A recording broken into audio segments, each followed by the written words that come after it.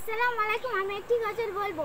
সাগর নদী আর পাহাড় বনে পাখিদের গুনগুন গুঞ্জরণে।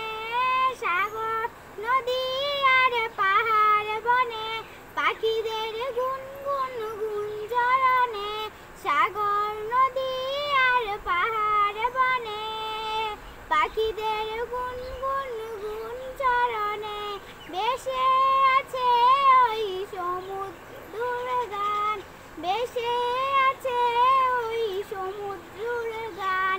শুধু আল্লাহ মহান, আল্লাহ মহান, আল্লাহ মহান।